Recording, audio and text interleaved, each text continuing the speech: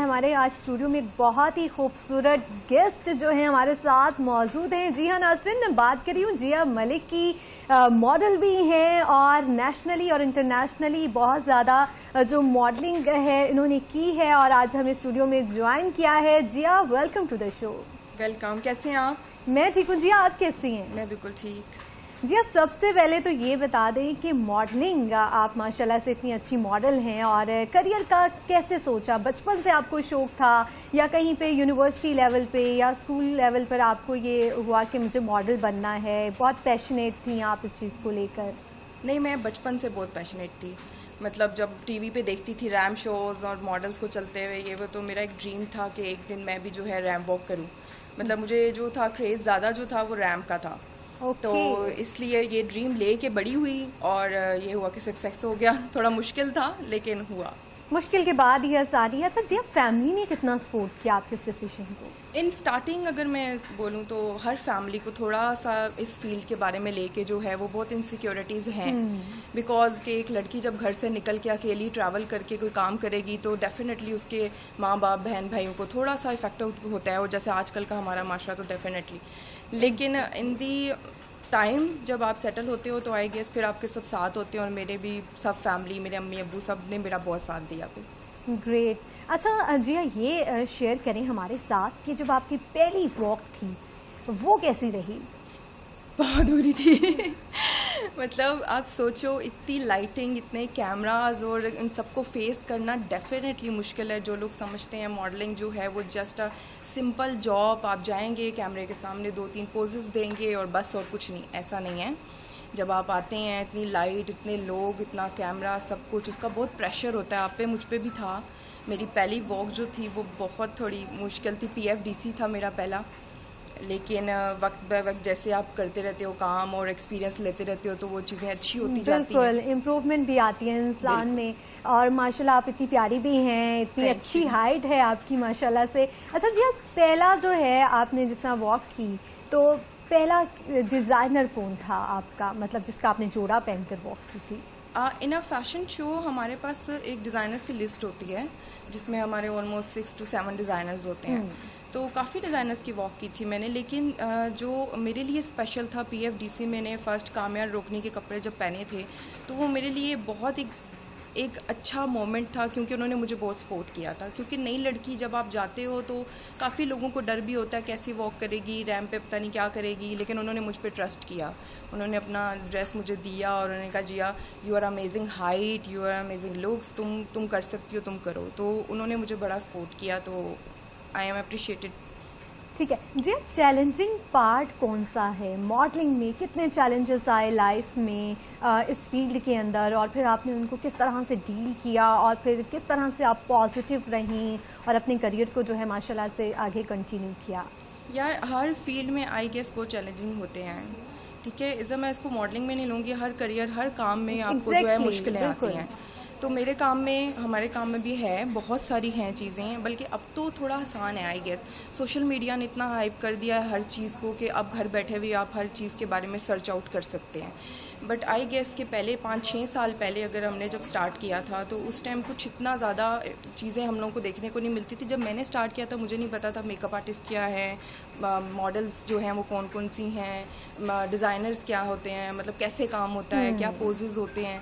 मैंने सीखा। मैंने आके 1 साल अपने आप को ग्रूम किया, मैंने इन लोगों के बीच में टाइम स्पेंड किया, फिर मुझे पता चला कि दैट ये कैसे है, ये कैसे है। तो हर चीज़ हर फील्ड में मुश्किल होती है, और हमारी फील्ड में भी हुई, मुझे तो हुई। बट आई गेस अब आजकल की मॉडल्स को थोड़ी सी आई गेस आसानी मिल चुकी है। अच्छा, मॉडलिंग के लिए तो आपका फिट होना जो है ना वो बहुत ज़रूरी है, तो अपनी फिटनेस का किस तरह से ख्याल रखती हैं? ये जो है आई गेस बाय जेनेटिक भी है। कुछ मॉडल्स जो हैं वो माशाल्लाह खाती हैं, उनको लगता नहीं है। और मेरा ये है कि मुझे थोड़ी सी डाइट और अपना इस पर करना पड़ता है, क्योंकि मेरी फैमिली में थोड़ा सा हेल्दी हैं सब, तो दैट्स वाई वो आपके उसके ऊपर है कि हमें करना पड़ता है थोड़ी डाइट भी, थोड़ा जिम भी, फिर अपनी रूटीन, अपना सोना उठना, अपनी स्किन केयर, सब कुछ चीज़ें वो हैं डेफिनेटली। जब तक आप वो चीज़ें नहीं करेंगे तब तक आप अपने आप को ग्रूम नहीं कर सकते।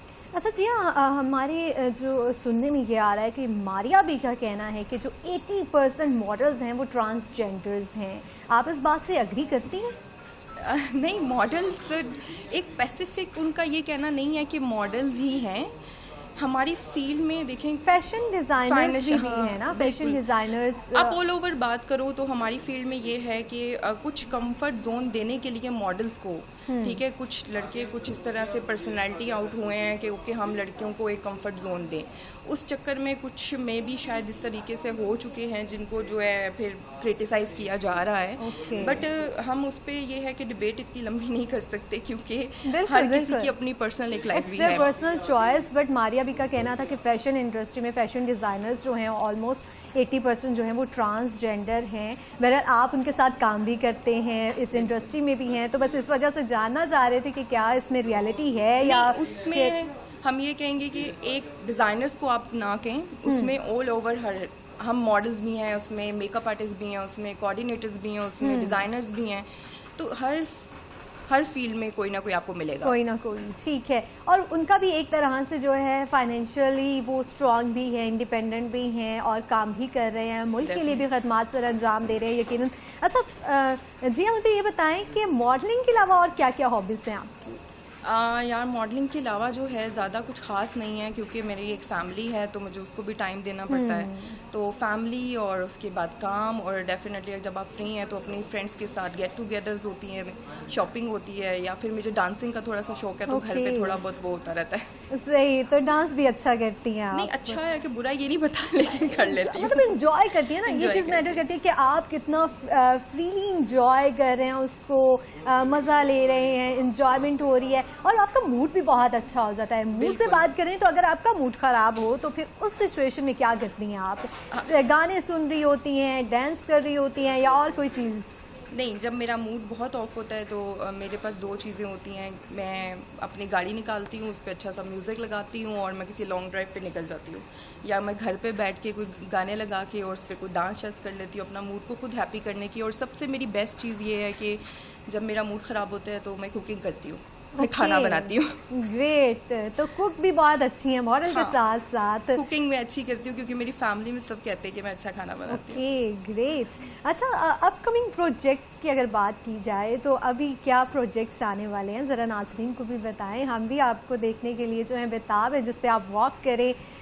बताइएगा कौन कौन से जो है आपके प्रोजेक्ट्स आ रहे हैं?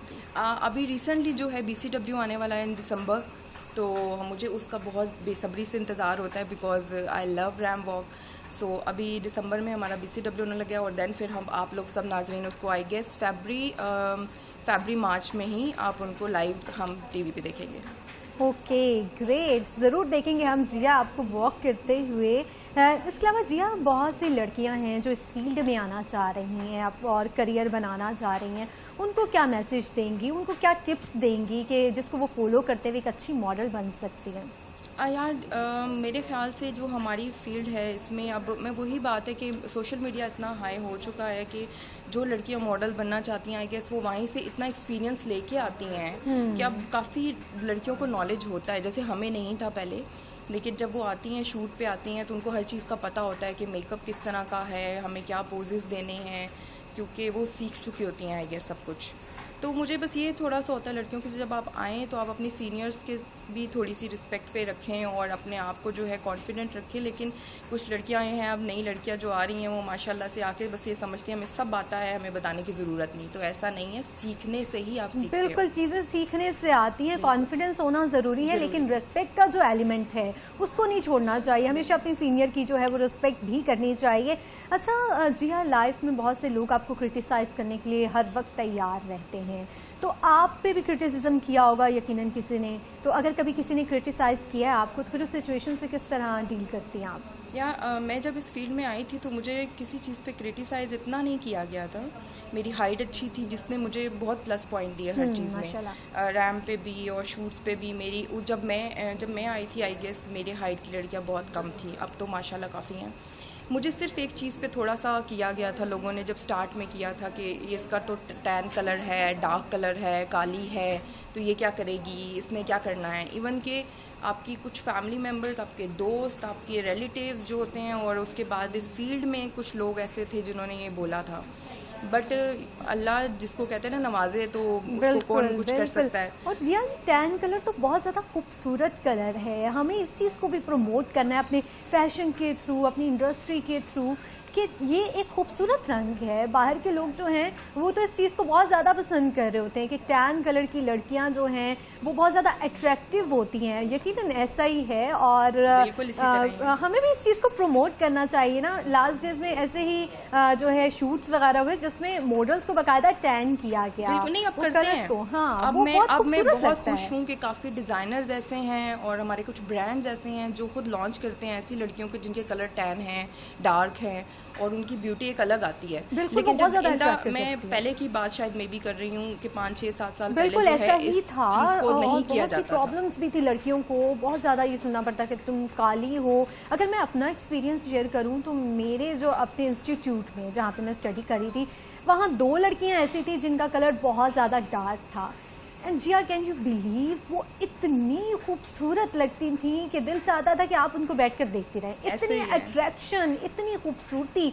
और अगर इस तरह की लड़कियां जो हैं फील्ड में आ जाएं तो यकीनन वो धमाका ही करेंगी। मैं बहुत ज़्यादा वो बात भी नहीं करूंगी कि जिनका कलर फेयर है वो खराब है। हाँ, बिल्कुल बिल्कुल, वो भी हमारे ही लोग हैं, खूबसूरती है। बिल्कुल, और जो टैन कलर है वो अपनी जगह अच्छा लगता है, अपनी जगह खूबसूरत लगता है, उसमें थोड़ा ग्लैमर ज्यादा लगता है, अट्रैक्टिव लगता है बहुत ज्यादा। अच्छा जिया, कोई मेमोरेबल मॉडलिंग एक्सपीरियंस जो नाज़रीन के साथ आप शेयर करना चाहें? मेरे सब मोमेंट जो हैं वो अच्छे थे, एक्सपीरियंस वाइज भी। मतलब कोई ऐसा मेमोरेबल यही था कि फ़र्स्ट टाइम जब मैंने सेकंड टाइम जब मैंने PFDC वॉक किया था तो आई एम सरप्राइज़ कि पहला जो मेरा एक्सपीरियंस था वो थोड़ा इतना अच्छा नहीं था, लेकिन सेकंड में जो है अचानक से जो है एक डिज़ाइनर ने मुझे इन अ सेकंड टाइम मुझे PFDC में जो है एज अ शो स्टॉपर भी लिया अपना। और वो एक ह्यूज, मतलब एक सही टेल वाला जो था वो फ्रॉक था, और उसको मैंने कैरी किया और मैं अपने रैम वॉक पे गई, और वो मेरा सेकंड PFDC था जिससे मुझे आगे इतने शोज़ मिले। तो मेरे लिए वो बहुत बहुत ज़बरदस्त था और अभी तक मुझे याद है वो यकीनन बहुत मेमोरेबल होगा। और ऐसा ही होता है कि कोई एक चीज़ पे आपको जो है ना वो पॉइंट मिल जाता है, उसके बाद जो है आपकी लाइफ बहुत अच्छी हो जाती है, मतलब काम भी आना शुरू हो जाता है। और माशाल्लाह से आप जो है इतना अच्छा ऑलरेडी काम कर रही हैं, इंटरनेशनली भी आपने काम किया है। तो इंटरनेशनल लेवल पर जब काम किया आपने तो वो एक्सपीरियंस कैसा था आपका? अच्छा था, वो भी एक डिफरेंट था वो भी एक्सपीरियंस। जब आप यहाँ से जाते हो और आप पाकिस्तान को भी प्रमोट करते हो और आपका एक लेबल होता है आपके साथ, तो वो थोड़ा सा जो है आप पे प्रेशर होता है कि आपने किस तरह से परफॉर्म करना है, अच्छा परफॉर्म करना है, कि आप पे कल ये भी बात ना आए कि यहाँ से ये भी लड़की है या कुछ है तो उसने ये किया है।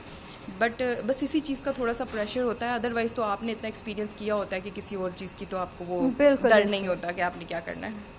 अच्छा, आपका फेवरेट कोई फ़ोटो शूट या कोई ऐसी कंपेन जो आपने की हो जिसको आपने बहुत ज़्यादा इंजॉय भी किया हो, लोगों ने भी बहुत ज़्यादा पसंद किया हो? काफ़ी सारे शूट्स हैं जिनको मैंने काफ़ी इंजॉय किया है। मैंने राना नुमान का एक शूट किया था अथर शहजाद के साथ, शहजाद भाई के साथ, तो वो एक बहुत अमेजिंग शूट था मेरे लिए, क्योंकि फ़र्स्ट टाइम उन्होंने प्रॉपर एक टैन लुक में आके उन्होंने मेरा शूट किया था उस टाइम पे। तो वो मेरा बड़ा फेवरेट रहा है और उसको मैंने काफ़ी जो है अपने इंस्टा की DP वगैरह पे लगा के भी रखा था। ठीक है, जब मॉडलिंग फील्ड में आने से पहले जो मतलब हर्डल्स भी जैसे आपने शेयर की हमारे साथ, तो ऑडिशन भी यकीनन दिया होगा, तो वो कैसा था? और जब पहली दफ़ा आप जाने लगी थी ऑडिशन के लिए तो माइंड में क्या क्या चीज़ें थी, या मिरर के आगे वॉक की, घर में प्रैक्टिस की, उसके बाद ऑडिशन दिया, वो ज़रा शेयर कीजिएगा हमारे साथ। यहाँ पे हमारे ऑडिशन आई गेस कि बहुत ऐसे कम जो हैं जगह हैं जहाँ पे जाके आपको एक ऑडिशन जिसको प्रॉपर कहा जाता है, वो टैलेंट एजेंसीज या वो चीज़ें अब आके थोड़ी सी बन चुकी हैं, लेकिन उस टाइम इतनी नहीं थी। लेकिन हमारे यहाँ पे एक थे जिस तरह के लेजेंड थे, खावर रियाज थे, ज़ीम सानी थे, शहजाद भाई थे, अथर शहजाद, तो उनके पास जाके लड़कियाँ जो थी ग्रूम्ड होती थी, सीखती थी। तो मैं भी फ़र्स्ट टाइम खावर भाई के पास गई थी, खावर रियाज के पास गई थी, तो उन्होंने मेरा पहला फ़ोटोशॉट जो है पोर्टफोलियो शूट किया था। और मुझे अभी भी याद है मुझे बहुत डांट पड़ी थी कि कैमरे के सामने खड़े होके आप कंफ्यूज हो जाते हो और इतने लेजेंड के सामने खड़े होके जो आपको शूट कर रहा है तो डेफिनेटली आप कंफ्यूज्ड होगे। तो थोड़ा सा जो था वो मेरा भी बहुत बुरा था, लेकिन ये था कि मैंने सीखा, उन्होंने सिखाया, बताया कि ऐसे पोज है, ये है। आप एक डायमंड होते हैं, बस उसको पॉलिश करने की ज़रूरत होती है, और अगर आपको पॉलिश करने वाले लोग अच्छे मिल जाएं तो फिर आप अपनी जो है चमक से जो है रोशन कर देते हैं सारा जहां। जो काम आप कर रहे होते हैं उसको आप बहुत खूबसूरती से सरअंजाम दे रहे होते हैं। सर जी हाँ, मेरे यहाँ पे एक क्वेश्चन ये भी है कि बहुत सारी लड़कियां जो हैं इस फील्ड में आना चाह रही हैं, लेकिन ऐसा होता है कि उनको डिट्रैक्ट किया जा रहा होता है मॉडलिंग में आने से पहले। कुछ लोग तो कह रहे होते हैं कि आप हमें पेड करें और फिर हम आपको जो है इंट्रोड्यूस करवाएंगे, आपको लॉन्च करेंगे। उसको किस तरह से देखती हैं? इस वजह से बहुत सी लड़कियां ऐसी हैं जो बैठ जाती हैं, मतलब अपनी मॉडलिंग की जो पैशन है उसको छोड़कर किसी और करियर की तरफ चली जाती हैं इन सारी चीज़ों को फेस करने की वजह से, या फैमिली भी इस तरह से कह रही होती है कि उसके साथ ऐसा प्रॉब्लम हुआ, तुम इस फील्ड में नहीं जाओ। तो उसको किस तरह से देखेंगे आप? इस पर क्या कहेंगे कि जो लोग डिट्रैक्ट करते हैं लड़कियों को और फिर उनसे पैसे भी मांगते हैं और भी बहुत सारी चीज़ें जो हैं यकीनन आपके में होंगी, वो हमारे साथ शेयर कीजिएगा। बहुत सारी ऐसी लड़कियां हैं जो इस फील्ड में आना चाहती है, उनको इसी तरीके से जो है मिसगाइड किया जाता है, और ये है हमारी फील्ड में काफ़ी जगह। काफ़ी ऐसे एजेंसीज़ हैं, ऐसे कोऑर्डिनेटर्स हैं जो आपको गलत ट्रैक पे लेके जाते हैं। तो उसके लिए मैं यही कहूँगी कि आप जब भी यहाँ इस फील्ड में आएँ या कोई भी फील्ड में जाएँ, सबसे पहले उसके बारे में नॉलेज लें, उसके बारे में आप स्टडी करें कि ये क्या है, मुझे कहाँ से शुरू करना चाहिए और किस तरीके से शुरू। मैंने जब स्टार्ट लिया था मुझे भी इस तरह के बहुत हर्डल्स आए थे, मुझे भी बहुत सारे लोगों ने गलत ट्रैक पे लेके जाने की कोशिश की थी। लेकिन एक होती है आपकी सिक्स भी होती है और आपकी लक भी होती है कि आप उसको जज करते हो चीज़ों को कि मुझे इस ट्रैक पे जाना है या नहीं जाना। मैंने अपनी लाइफ का एक थीम बनाया था कि मुझे काम करना है, मेरे घर से मुझे परमिशन नहीं थी, लेकिन मेरे मम्मा पापा ने मुझे सपोर्ट किया। तो मैंने उस टाइम अपना एक माइंड सेट किया था कि मुझे काम करना है, ये मेरा शौक़ है, मुझे इससे पैसे भी कमाने हैं। आजकल की जो लड़कियां आ रही हैं आई गेस उनमें से कुछ ऐसी हैं जो सिर्फ एक हॉबी लेती है इस फील्ड को, कि हम जा रहे हैं और हम एज अ हॉबी इस पे काम कर रहे हैं। लेकिन मैंने लिया था एज अ प्रोफेशन, और अपना एक जो है उसको एक अच्छा मतलब फील्ड पे काम भी बनाया। तो ये है कि सिर्फ आपको देखना है कि आपने अगर नहीं करना तो नहीं करना, बिल्कुल आपने उसको ट्रैक को अपना एक सेट करना है, और फिर अल्लाह आपकी खुद मदद करेगा, आपके खुद रास्ते बनेंगे, चीज़ें होंगी। और अब तो माशाल्लाह से जो है वो एक काफ़ी, मुझे लगता है कि काफ़ी हद तक वो चीज़ें खत्म हो चुकी हैं। बिल्कुल, और इंस्टाग्राम ने भी बहुत इसमें रोल जो है वो प्ले किया है। आप अपना जो भी आप करना चाह रहे हैं कंटेंट बनाएं और उसको डालें, और फिर लोग आपको अप्रोच भी कर रहे होते हैं अगर आप अच्छे हैं। ठीक है, जिया मलिक हमारे साथ मौजूद थी, बहुत शुक्रिया जिया आपके कीमती वक्त का। नाज़रीन, जिया जो है हमारे साथ मौजूद थी और उन्होंने बहुत खूबसूरत बातें की, अपने एक्सपीरियंस हमारे साथ शेयर किए, और वो लड़कियां जो इस फील्ड में आना चाहती हैं वो कॉन्फिडेंट भी रहें, इसके साथ साथ जो है एक जो स्ट्रेट पाथ है बस उस पर चलते हुए आएँ, अपने पैशन को जो है वो अपना प्रोफेशन ज़रूर बनाएं। और नाज़रीन, आज के प्रोग्राम में हमने XTR पर बात की, ये बीमारी जो है फैलती जा रही है, जो पानी आपने लेना है उसको साफ़ सुथरे पानी का इंटेक करें, अपना ख्याल रखें, माहौल को साफ़ रखें, ताकि जो इर्द गिर्द के आपके लोग हैं और आप, आपकी फैमिली, वो सब जो है एक सेहतमंद ज़िंदगी जो है उसको गुजार सकें। इसके साथ साथ वो माएँ जो अपने बच्चों को दांतों की वजह से परेशान हैं, उनके लिए भी हमने बहुत सारी टिप्स शेयर की हैं कि बच्चों के दांतों को हम किस तरह से मुफीद जो है खूबसूरत बना सकते हैं, और बहुत सी मुफीद मशवरे भी हमने आपको इस प्रोग्राम के थ्रू दिए हैं। आज के प्रोग्राम से इतना ही, आपसे मुलाकात होगी एक नए प्रोग्राम के साथ। तब तक के लिए अपनी मेज़बान हिरा आरिफ को दीजिए इजाज़त। अल्लाह हाफ़िज़।